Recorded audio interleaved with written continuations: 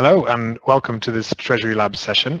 My name is Stefan Kohler and I'm from Swift for Corporates. I'm going to be speaking with Nikki Miller today from Vodafone, a group treasury, who will help us unpack what Swift is, what Swift for Corporate does for her organization and for corporate treasurers in general. So today, Nikki and I are going to discuss Swift at Vodafone and also more broadly the role Swift plays in the industry and how it is working to simplify dealing with multiple banks. But before we get to that, let me share some facts to start with. So did you know that Swift is a member-owned, not-for-profit global cooperative? It is nearly 50 years old. It serves over 11,000 network participants through its secure network and standardized messages that facilitate communication between businesses, banks, financial market participants, central banks, and other market infrastructures. It is also a registration authority for several standards that define universal codes for common data items. It was set up by the world's banks to facilitate smoother correspondent banking, but now supports many different customer segments, including corporate treasury, which we will focus on for our session today. So Swift for Corporates at a high level is designed to support the organizations that deal with multiple banks. Hopefully you recognize yourself in that as a corporate treasurer. And those that are looking to centralize their bank communications and operations, as most organizations of a certain size or geographic span do today. So I got through all of that, and now to introduce my guest. So Nikki, welcome. Thank you for joining me.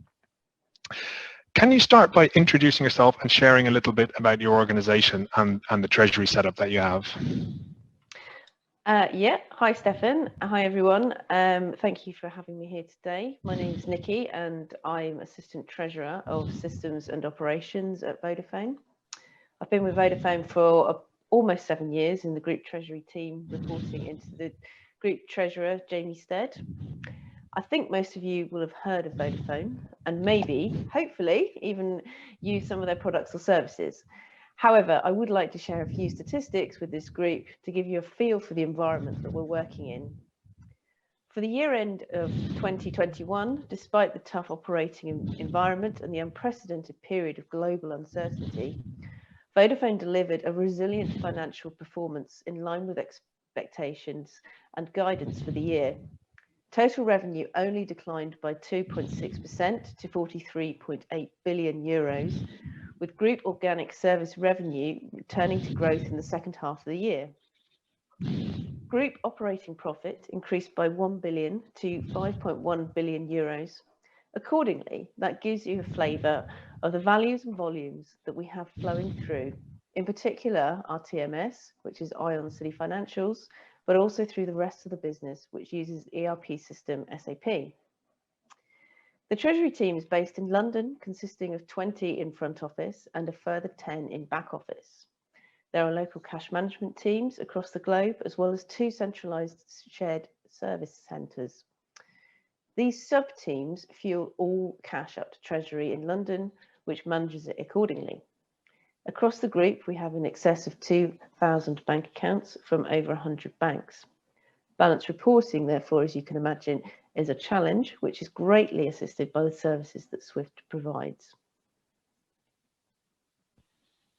Thanks, Nikki, and you'll be glad to know I have heard of Vodafone. Surprisingly enough, I've been a long-time customer, but I'm quite impressed by the number of bank accounts you have. How long have you been operating with a centralized treasury function?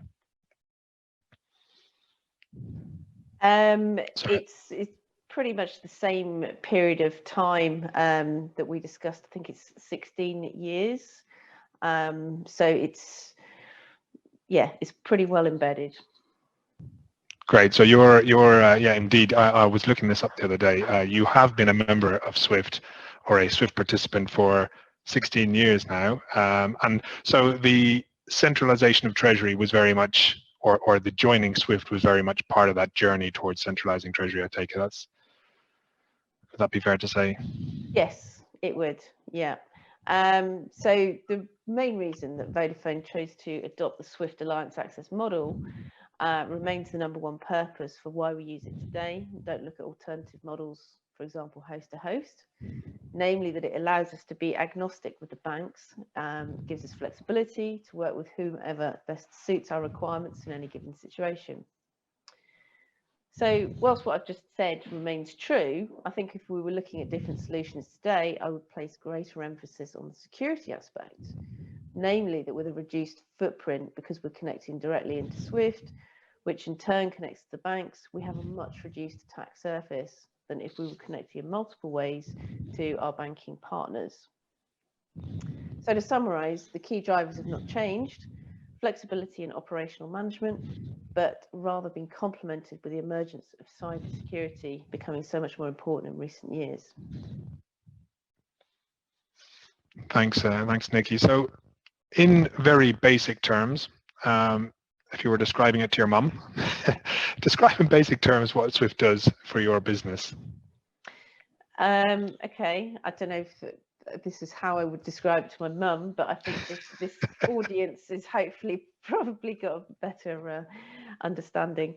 So the business model is, certainly with regard to payments, can be described between a split between treasury and regular business payments. And those business payments comprise accounts payable, payroll, regulatory or tax.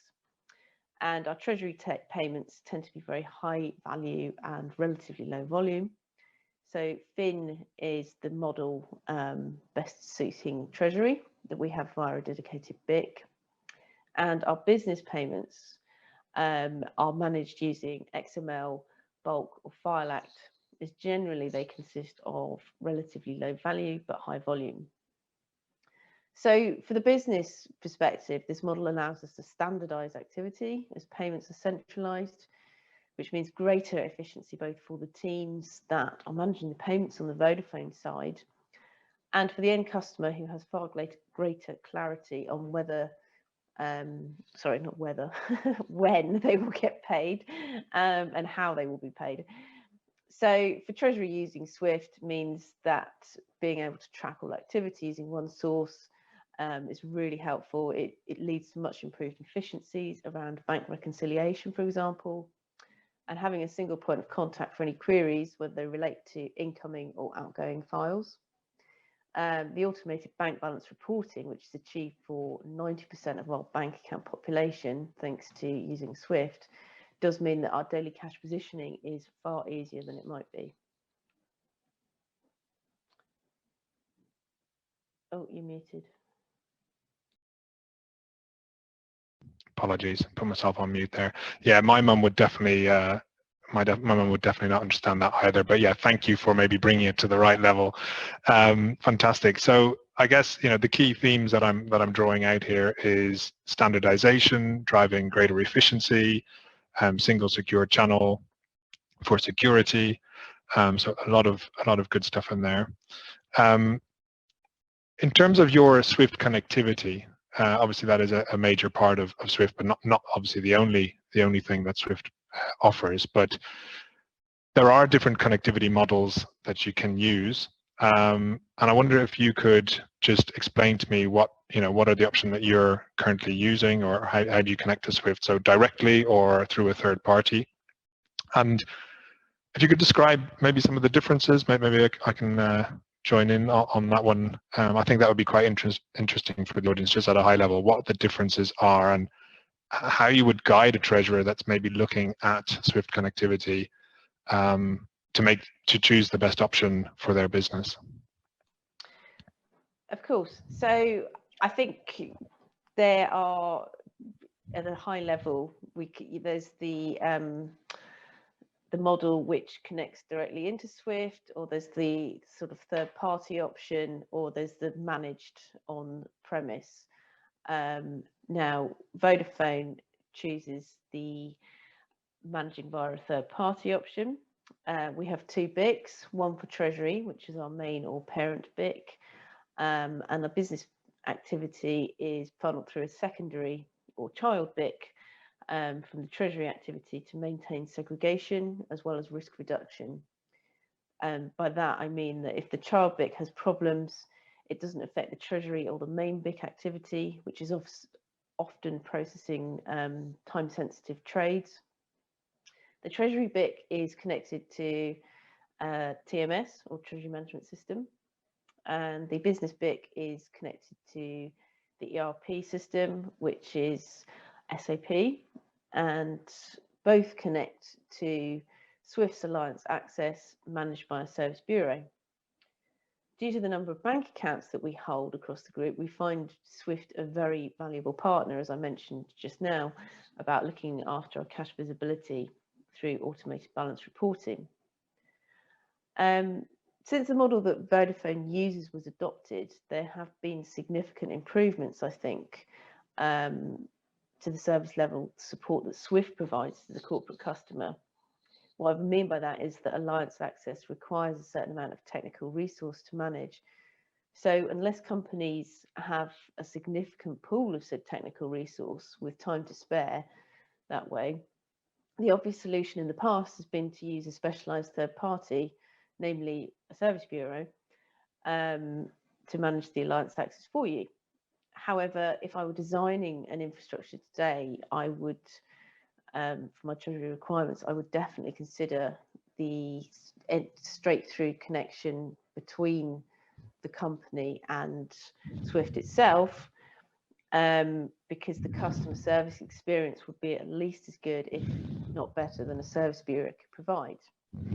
So I think the best guidance I could give to fellow treasurers exploring Swift as an option for their bank communications would be to understand the different connectivity options available today, and then to make a decision based on their technology strategy, available resources and budget. Yeah, that's good advice, and I would definitely echo that. I think one thing when it comes to connectivity is it's an ever evolving space. Over the 40 to 50 years that Swift has been around, there's been various different models, and that's going to continue. I think there's a general shift that I'm seeing amongst corporates when it comes to their technology strategies, a general shift towards public cloud, and all of these things also kind of play out in the connectivity models that are available. So if anyone is exploring Swift, I think definitely education on what's available today, what's maybe coming down the pipe, is a really good first step. And obviously you should contact me or contact your Swift local stakeholders to sort of understand the different options. So thank you for that. Let's talk about industry innovations in the treasury space in regards to Swift. So what have you seen in the last years, or what would you say have been things that have happened or innovations that have taken place which make your job either better or easier as a multi-bank corporate treasurer? I think from a system perspective, the main driver for change in recent years has been surrounding increasing cybersecurity requirements. And that's both from a regulatory and just from a good practice perspective, as we tend to get audited a lot more. You know, there's a lot more awareness about the challenges and the dangers that are out there. So both parts of the business at Vodafone use Alliance Access, as we mentioned, and because of that, we annually examine and attest to Swift's customer security program, which uses Swift's KYC self-attestation portal. And this annual activity is very much in line with Vodafone's standards, as we place a very high emphasis on being best in class at security. Anecdotally, I know that some other Swift users find the annual attestation challenging, for want of a better word. But personally, I find it really suits me, because the 29 controls that we have to annually adhere to for both of our BICs gives me very high level of peace of mind that we're partnered with a really good like-minded company. I'm really happy to hear that. And I think maybe for the benefit of non-Swift connected customers, maybe we could just unpack a little bit what the Swift customer security program is. So if I was to describe it very briefly, it is a set of mandatory, for the most part, and some optional security controls that each Swift participant has to attest to. So it just makes sure that the processes and the systems around digital bank connectivity are as secure as possible, minimizing any kind of risk of attack, and that everybody in the network, because you're only as strong as your weakest link, right? So making sure that everybody in the network has very high documented levels of security and controls in place. So that's what the Swift Customer Security Program is. I'm really glad to hear that you find it useful and that it kind of aligns to your own organization. Doesn't surprise me at all. But yeah, that's it's really interesting to hear that that's something that you find really, really valuable. So apart from Swift connectivity, we've talked about some of the main business operations that you manage through Swift messaging and using your Swift connectivity to all your banks. What are other products? Because Swift is much more than just a network and standardized messages, right? It's a lot more than that. It's a whole portfolio of different solutions designed to make the life of a multi-bank corp treasurer easier. What are other things that you use from the portfolio to aid your bank account management or anything else? So we use a few products, and I'm happy to list them, but I think it's probably better if, to do it justice, if you give a sort of little overview Sure. post that of what they are, because I'm very aware that where we use some of these excellent products, we're probably only using them for a very small area, and I'm sure they have much wider uses. So we use SwiftRef, that aids our bank account management personally, because it's looking at all the, whether a bit code is actually correct or not. We also use sanction screenings for certain territories. And finally, we are piloting use of the KYC registry to aid our KYC process with our relationship banks. Brilliant. Yeah, so for the benefit of our viewers and listeners, SwiftRef is very simply, it's reference data, bank reference data, and that can be used to kind of pre-validate payments that are going out, make sure that all the details are correct, minimize payment failures, or it can be used in your case to make sure that all your bank accounts that are in your system are kept up to date. You mentioned sanction screening as well, right? So that is basically that the payments that you're going out are not falling foul of any sanctions.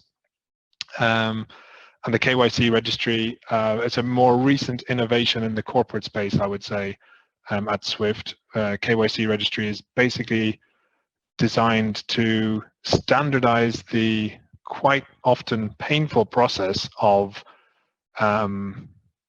opening accounts, going through the KYC process for each bank, or the ongoing due diligence thereafter.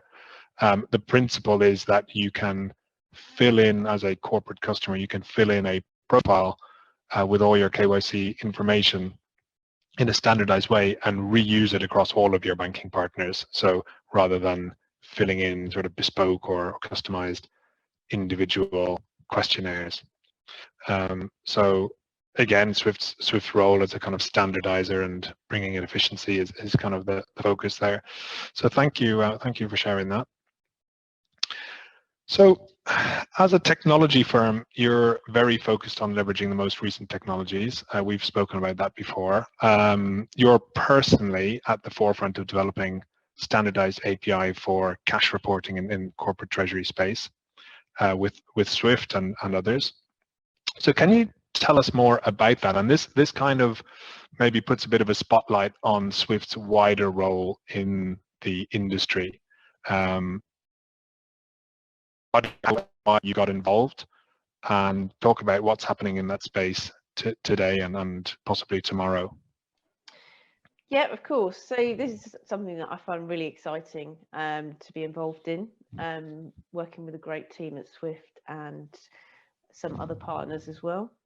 As a company, Vodafone is, being a technology company, we're always looking to introduce more straight-through processing where possible, whilst and on a more local level at Treasury, we really want to have specialist platforms and products being used where the team needs. I would like to see the TMS as a sort of single sign-on point for my team, so through which they can connect through different specialist platforms depending on what their requirements are, and also taking advantage of real-time information which will be fed by APIs managed by Swift to and from the banks. So this potential for system reduction simplifies the overall management. Purely having fewer logins to manage would be really helpful, and having a streamlined footprint obviously aids security, as there would be fewer attack surfaces and more time to devote to maintaining and increasing security on an ongoing basis. So Vodafone Treasury has been engaging with Swift as a major partner for approximately the last 18 months or so in a bid to streamline and improve user experience. We're very keen on the potential of the Alliance Cloud, how it could revolutionize our connectivity, specifically with AWS, with which we use for our TMS. As part of this engagement, we've also been and continue to be part of the API working group that Stefan mentioned, and that main objective is to address regulatory requirements of the move from FIN to ISO, which obviously is going to affect all of us, but on a more sort of short-term or immediate point, we hope that it's going to give us much stronger cash visibility. Potentially, we're going to get to real-time cash visibility, hopefully in the next sort of 6 to 12 months, and then obviously moving on from there, we'd look at other aspects of replacing the other files that we use, so payments and so on. Yeah, that's really exciting space as well, something that I'm watching very closely. So today, for global centralized cash reporting, it's a lot of people talk about having real-time cash reporting. I think in reality, if you're using Swift, it's more like last night's cash position that you're achieving, using standardized account reporting messages. As a treasurer, if you're using Swift, you typically have a cash position every morning, with hopefully very minimal need for any kind of manual reconciliation. And I think if we talk about real-time treasury or real-time cash reporting of tomorrow, and linked to this API working group that we're setting up, it's shifting that from last night's cash position to a kind of on-demand cash position at the click of a button. So the vision is that a treasurer will be able to request their cash position at 4 o'clock on a Thursday afternoon if they wanted to, and it will use API calls, so send and response, to all of the bank accounts or the selected bank accounts to pull in those balances at that particular point in time. So that's, I guess, so last month Swift actually did a large industry consultation with treasurers and corporate banks and vendors, and one of the really interesting things that came out of that was either the amount of corporates, treasuries are using APIs. I think about 40% of the participants said they've already used APIs in some shape or form, whether payments or reporting, but 80% are either already using APIs or plan to use them in the next 1 to 3 years. So it is something that's coming. I think this technology is there. It's in use in many of our kind of daily sort of activities outside Treasury, but it's definitely coming to Treasury in a big way now, in a big wave. I think what's interesting about working at Swift and working with you, Nick, in these kind of working groups is our ability to bring all of the stakeholders together to achieve standardized APIs. Because what we see today in the industry is a very lots of APIs being developed, but they are proprietary in nature. So for a corporate treasurer to working across multiple banks, it means multiple implementations of different APIs. And Swift's role here is really to bring the industry together, all the different players together, and have standardized APIs. So the channel, the secure channel, will remain as Swift, but the method that you communicate on that channel will switch from a kind of file-based message to a API call. That's the vision, at least the way I understand it. So yeah, you've been at the table developing this standardized API for account reporting, as I understand it, over the last months. Yep, that's right. I mean, it's a lot of technical information in there, which I'm sure your colleagues will be far better placed to describe. Yeah. It's a great challenge, you know, because at the moment, you know, you have a sort of, the thing is with an MT940, the statement is that it's specific to each bank, and that sort of then gets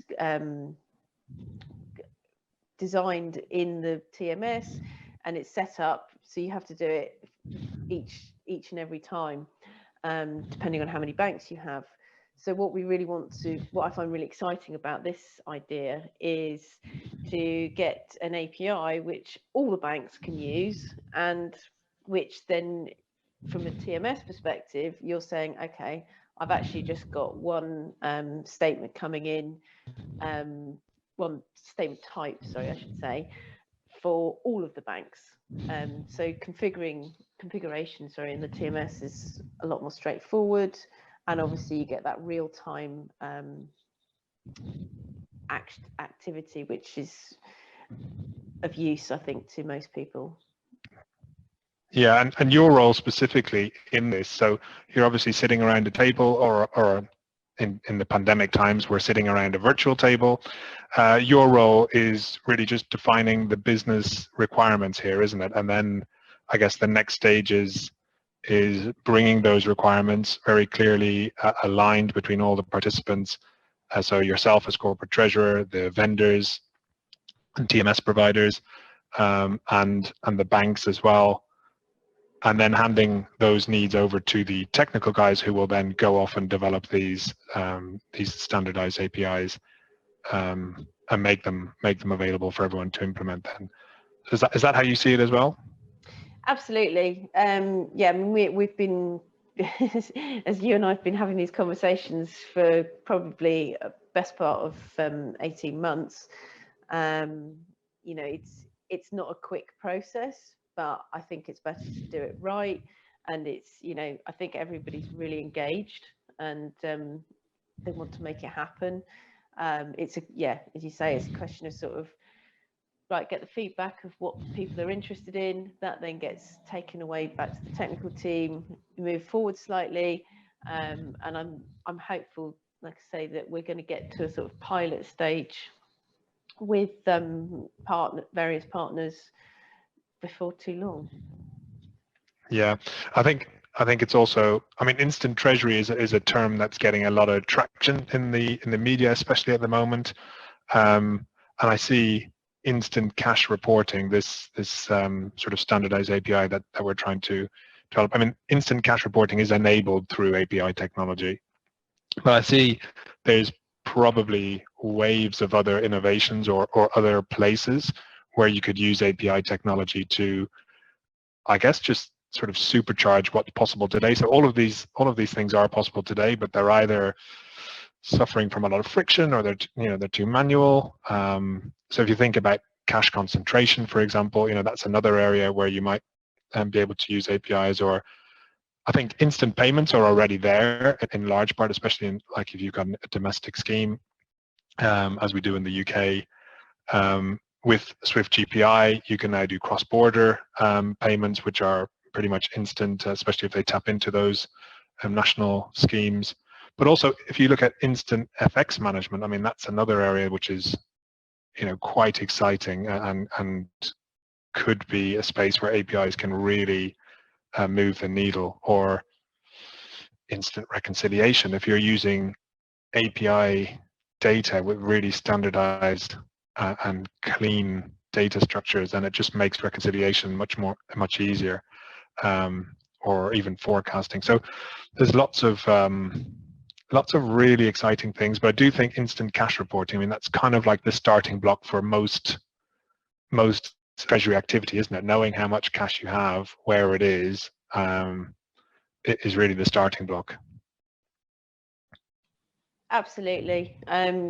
Yeah, like you say, you've got to start somewhere, and I think we've found with, in the same way that you do any kind of project, certainly when it's involving treasury and high values, start with the straightforward stuff, start with the statements. So yeah, it's good to know where your cash is, but it's also, from a sort of security perspective, that's probably the least risky place that you could sort of trial, because you don't really want to be starting on payments and then finding actually you've sort of shooting APIs, payments through APIs off all over the place, and you really don't want to be doing that. So start small and work up. What is it? Walk before you fly, or something like that. Yeah. Another topic that you touched on, which I think is really worth diving into a bit more, will really have the attention of corporate treasurers today, is the ISO 20022 program. So today, in most cases, certainly for corporates using Swift, you'll be using both the Fin messaging service, which is quite an old school kind of message. It's been around for a while, and XML messages, or what we calling ISO 20022 messages.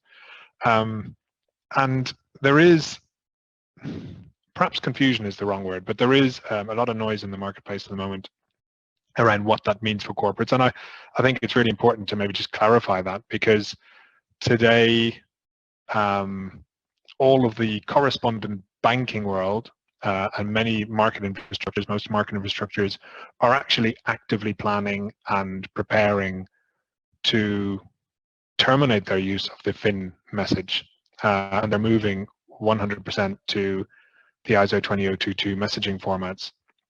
Now, the good news for corporates, or kind of good news for corporates, is that while there's a big bang taking place in the FI space, corporate to bank flows are kind of carved out of that, and they will, it's not going to be November 2025 is the absolute cutoff when all FIs will have to start using ISO 20022 messages and sort of make Fin redundant. But for the corporate to bank space, that's not the plan. So it is a bit of an time. But I think my advice to corporate treasurers that are kind of concerned about this, I would say that APIs are a possible solution here to retaining all of the services that you love and know today, and there are many corporates like yourselves, and Nikki, you're already using ISO 20022 messages for many activities. So not to be afraid of it, but also not to feel like that all of a sudden there's going to be a date where you can't use Fin messages anymore. But certainly I think there's going to be a lot of conversations between treasurers and banks about what steps they need to take over the coming years. So just Cara, do you have anything you would add on that topic? Are you at Vodafone, are you planning anything in relation to, are you looking at using more ISO 20022 messages instead of Fin? Is that something that's on the roadmap? It is. I think it's something that, like you say, you're aware of the timelines, but I'm quite sort of interested to see how the API route actually works out, because we don't want to spend a lot of time and effort putting the XML in place of Fin, only to find that actually the API overtakes that and does the same task. So it's very much a sort of being aware of something, but also I think, in the sort of world that we live in, technology moves so fast. So it's very much, keeping an open mind and seeing what, all these wonderfully intelligent technological people come up with. Yeah, really, really good advice. I would totally agree with that. I think yeah, it's just I was reading a really interesting blog from a leading global bank the other day around this topic, and I think there's going to be a lot of I use noise, but maybe that's not a good term. But there's going to be a lot written about this and a lot spoken about this over the coming years in the near term. And it's my best advice to treasurers is just yeah, speak to your banks, understand what the repercussions are between you bilaterally and each of your banks, what they want you to do or what they're advising you to do, but also just keep aware of if you are multi-banked, especially if you're using Swift or planning to use Swift, keep a close eye on what's happening, like in the API space, for example. If I was to really quickly describe the difference, maybe from a business point of view, between a Fin message and an XML ISO 20022 message, I would say that Fin is kind of like very flat, quite limited. There's like character restrictions in different fields. It's a very rigid file format, which is great. But when you want to provide more data, let's say you're making a payment and you want remittance information in your payment file, rather than having to send it separately by email or whatever other business processes exist today, you can actually package that all up in the payment file itself. It's a much more dynamic language. The load of data you can put into each message it's like comparing a fishing trawler to what was that massive tanker that got stuck in the Suez Canal that we all saw? It's like that. So basically, you can really get a lot of advantages out of using XML messages. But as you said, right, keep an eye on what's happening in the API space as well, because a lot of the critical business messages that are being sent will probably shift to API, and that will be maybe the most efficient way to do business transactions in the future. So Nikki, thank you very, very much for your time. Really appreciate all your insights. Is there anything else you'd like to share at this stage? Because otherwise, I would suggest we bring this call to a close. No, I think we've covered a lot of subjects. It's been a good chat. Thank you, Stefan. Thank you very much, Nick, for your time.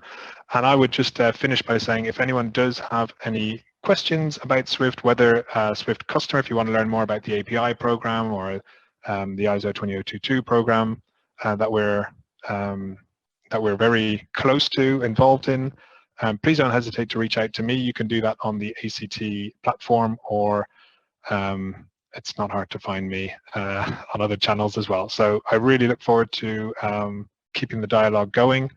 And yeah, thank you very much.